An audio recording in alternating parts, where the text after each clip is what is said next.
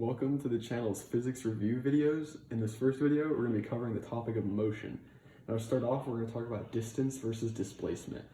These two terms are commonly interchanged, however, they are not the same thing.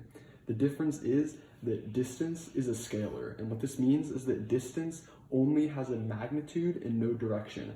So if you say, I traveled 10 meters, that will represent a distance because you're not saying what direction you're going in, you're just saying how far you went. Displacement, on the other hand, is what's known as a vector, and that means that it has a magnitude and a direction.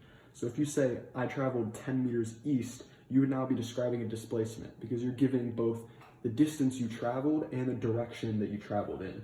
Now, it's important to distinguish distance versus displacement when you're dealing with problems. For instance, if somebody starts at an arbitrary point 0 on our number line and heads to 5 on the number line in a direction that we denote as positive, and then travels back to 0, their total distance would be 10 because it's independent of direction. They traveled 5 and 5 again. However, if we take a look at displacement, which includes direction, they've traveled positive 5 and then negative 5 back to where they started.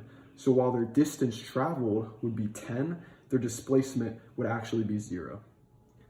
Now we're going to discuss the difference between speed and velocity.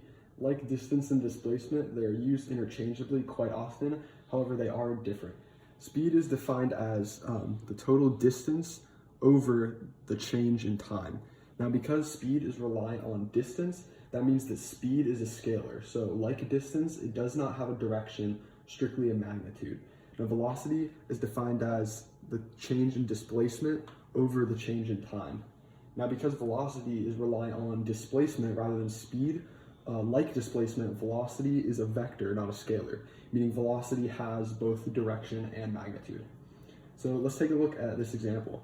So we have a 400-meter track, and you have a person leisurely walking around the track, and it takes the person 400 seconds to travel around the track. Now, the total distance they've traveled would be 400 meters. So if we plug that in our speed equation, 400 meters over 400 seconds, the person's traveling at 1 meter per second. And again, this is independent of direction.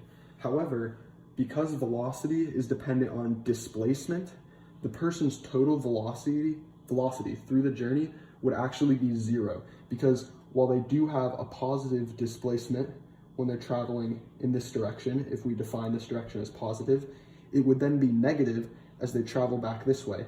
Therefore, their total change in displacement would actually be 0. So we would end up with 0 over 400 seconds, meaning their velocity through the journey would actually be 0 meters per second. And like displacement and distance, it's important to distinguish speed and velocity when you're solving physics problems. So now we're going to talk about acceleration. So an average acceleration is defined as the change in velocity over the change in time. And now because acceleration is dependent on velocity, that means that acceleration is also a vector, and so acceleration has direction associated with it. Now, an important thing to remember is that acceleration does not deal with how fast an object is moving, but how rapidly its velocity is changing. So let's take a look at this example. If you have a man who throws a ball up in the air, at the highest point of the ball's flight, it's instantaneously, for a split second, not moving vertically at its highest point. It travels up, stops, and then travels down.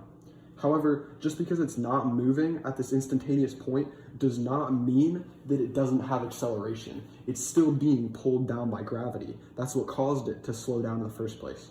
And that also introduces another important point. If we denote up as positive, when the ball's traveling up, it has a positive velocity. However, the acceleration is acting down. Therefore, the acceleration would be negative. Now, if we have a positive velocity and negative acceleration, the object is going to slow down in the positive direction. And that's exactly what we see with the ball. It slows down as it travels up. Now, if an object has a positive velocity and a positive acceleration, it's going to speed up in the positive direction. Similarly, if we have a negative velocity and a negative acceleration, it speeds up in the negative direction. And if we have a negative velocity and a positive acceleration, it's going to slow down in the negative direction.